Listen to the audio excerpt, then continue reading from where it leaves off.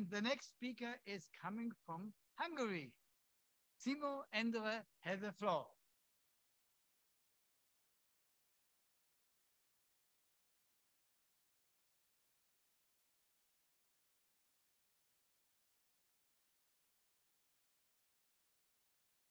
Thank you for your invitation and kind hospitality. I have read your suggestions, especially with regard to the peace call that the International Peace Bureau plans to issue on this peace summit.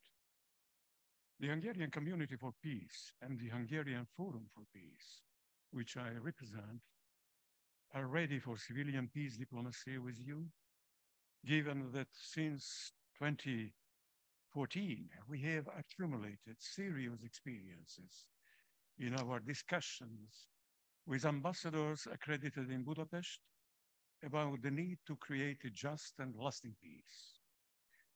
We asked them to respect the security needs of the Russians because the Russian military intervention in Ukraine was triggered by the fact that they were not respected, but on the contrary, by violating the gentleman's agreement of Gorbachev and Bush in Malta, NATO expanded to the east, and now he wants to make Ukraine his equal rights partner at the summit in Vilnius.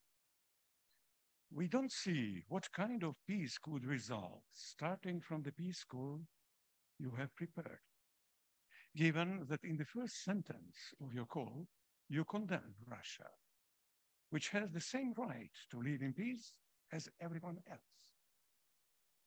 For this reason, we don't sign this call, and we don't add our name to it. What kind of peace do you want if you condemn the one with whom you want to make peace? Do you want to knock at the door of the Russian ambassadors with a statement condemning Russia? Have you thought about the kind of response you can expect? Russia should not be condemned, but it should be acknowledged that it wants a demilitarized and neutral Ukraine next door. We as Hungarians, we do not condemn Russia, even though we do not support the war. We know exactly why it happened. We do not replace the effect with the cause. The Russian military action was caused by the US and NATO, rejecting Russia's legitimate security demands. If NATO had not done this, but had been honest about it, there would not be a war now. You know exactly what I am referring to.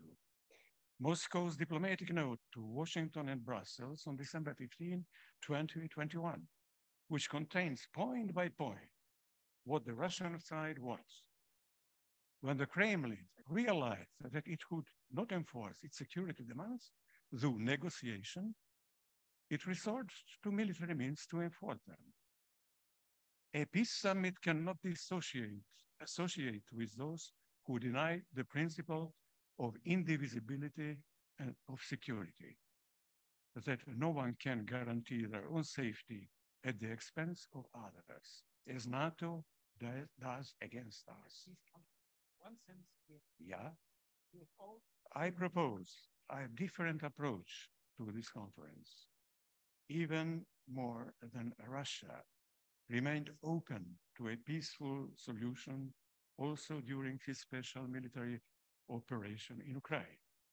We are here to help you here if you need our opinion.